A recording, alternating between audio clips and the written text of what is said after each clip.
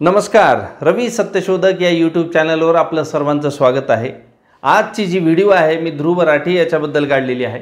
ध्रुव राठी हा आपल्या देशातला प्रसिद्ध यूट्यूबर आहे आणि ध्रुव राठीच्या यूट्यूब चॅनलचे जवळपास 1.5 करोड सबस्क्रायबर झालेले आहेत। पण याच्याबद्दल माझ्याकडे एक माहिती आलेली आहे आणि ती माहिती हास्यास्पद आहे, ते तुम्ही कमेंट करून कळवायचं आहे। तो पहा माझ्याकडे ध्रुव राठीबद्दल काय माहिती आली पहा।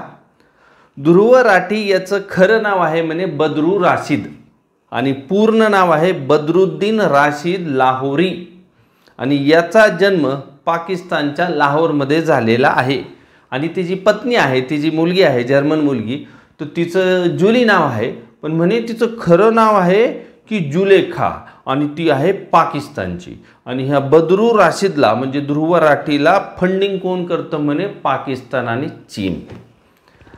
आता हे ट्विटर जे आहे ना, हे एका प्रतिभा त्रिपाठी नावाच्या महिलेने केलेलं आहे, ते तुम्ही पाहू शकता। त्या महिलेच्या ट्विटर अकाउंटवर जाऊन तुम्ही चेक करू शकता। मी हे ट्विटर चेक करूनच ही व्हिडिओ काढायला इथं बसलेलो आहे, ठीक आहे। तर आता पहा काय विषय नेमका की हे असंच बदनाम करतात। म्हणजे भारतीय जनता पक्षाला जर कोणी विरोध केला आणि तो विरोध लोकांपर्यंत पोहोचत असला, तो माणूस त्या विरोधामुळे प्रसिद्ध होत असला आणि लोक जर त्याचे ऐकत असतील तर हे असंच विरोध करतात, हे असंच बदनाम करतात।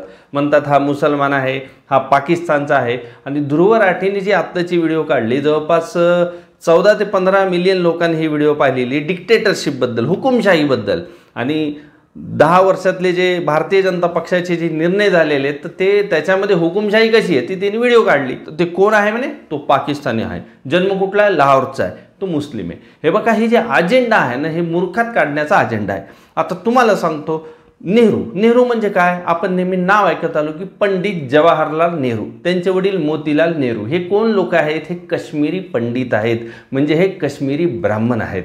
हे सगळ्या जगाला माहिती आहे, कारण नेहरू हे जगामध्ये प्रसिद्ध नेते होते। पण आजकालच्या काळात काय केलं, अत्यंत घाणेरड्या आणि खोट्या कथा लोकांपर्यंत पोहोचल्या आणि काँग्रेसला बदनाम करण्यासाठी नेहरू काय म्हणले, नेहरू म्हणजे नेहर, म्हणजे नेहर म्हणजे ते मुसलमान आहे म्हणजे असं काहीतरी बदनाम करायचं, यमक जुळवायचा। आता आपण ध्रुव राठीचं सुद्धा पाहू।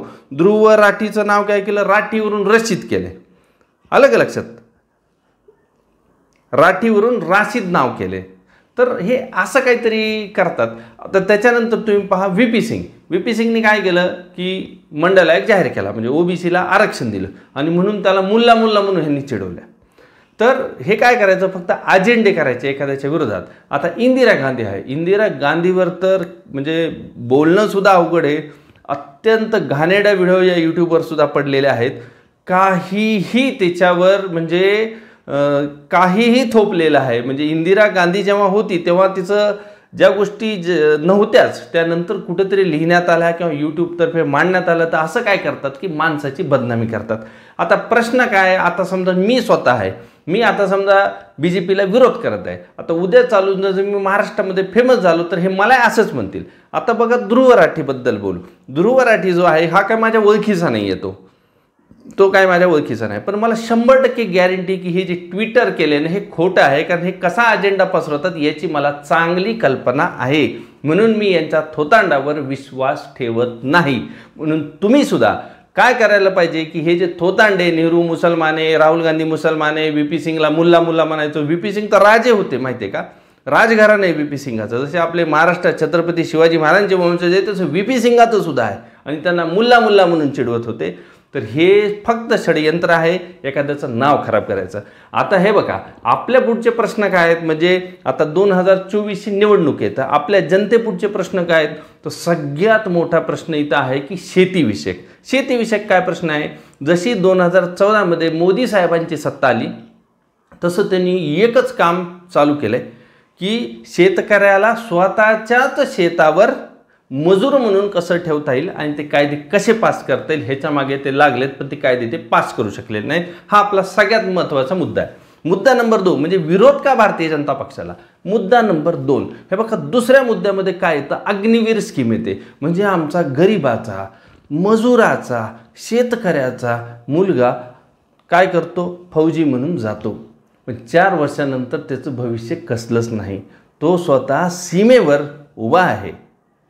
जेव्हा तो घरून नोकरीला जातो तेव्हा बायका पोरांना माहीत नसतं की हे परत येतील की नाही. स्वतःचा जीव धोक्यात टाकून शहीद होण्यासाठी जाऊन ते थांबतात. पण 4 वर्षानंतर त्यांचं भविष्य काय आहे? शून्य आहे. तर माझ्यासारख्याचा या स्कीमला 100% विरोध आहे, म्हणून BJPला विरोध करायचा. तिसरा मुद्दा काय आहे?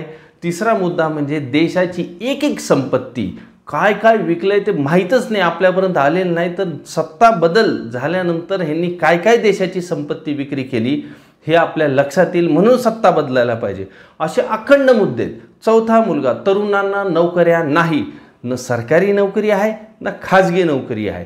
पाचवा मुद्दा, प्रचंड महागाई. म्हणजे अक्षरशः डिझेल आणि पेट्रोलमध्ये 40-40, 50-50 एक्स्ट्रा पैसे घेतात आपल्याकडून. टोल किती महाग आहेत, गाड्याचे इन्शुरन्स किती महाग आहेत. त्याच्यानंतर पुढचा मुद्दा GST. असे शेकडो मुद्दे आहेत, म्हणून मी काही इथं सगळे मुद्दे बोलणार नाही. पण आपण जे विरोध करतो तो विरोधाला कसं बदनाम करायचं, तर पाकिस्तान मुसलमान ते फंडिंग करतात म्हणून बदनाम करायचं. देशातल्या कम्युनिस्टांना पण ह्यांनी असंच बदनाम केलंय. आणि आज पाहिलं तर ठाणे जिल्ह्यामध्ये पालघर या ठिकाणी एक कम्युनिस्ट आमदार आहे. म्हणजे महाराष्ट्रामध्ये एकच आमदार कम्युनिस्ट आहेत आणि या महाराष्ट्रातले 288 आमदारांपैकी सगळ्यात गरीब आमदार ते आहेत. तर ह्यांनी कम्युनिस्टाला सुद्धा बदनाम केलं की हे चीनमधून पैसा घेतात. म्हणजे हे जर पैसा घेत राहिले असते तर ते आमदार श्रीमंत राहिले असते, ते महाराष्ट्रातले सगळ्यात गरीब आमदार राहिले नसते. दुसरं घ्या केरळ नावाचं राज्य. तर देशामधले सगळे आमदार श्रीमंत आहेत, पण केरळमध्ये कम्युनिस्टांची सत्ता आहे आणि केरळमधले आमदार हे देशातल्या सगळ्यात गरीब आमदारात मोडतात. मग ते त्यांना जर चीन फंडिंग करत असला तर मग काय झालं असतं, ते श्रीमंत झाले असते. तर हे अतिशय थापा मारतात, खोटं बोलतात, काहीही वागतात, काहीही लिहितात, म्हणून यांच्यावर विश्वास ठेवणं चुकीचं आहे. व्हिडिओ आवडली असेल तर नक्की शेअर करा आणि चॅनलला सबस्क्राईब करा, म्हणजे माझ्या व्हिडिओ तुमच्यापर्यंत येत राहतील. Thank you very much. आभारी आहे.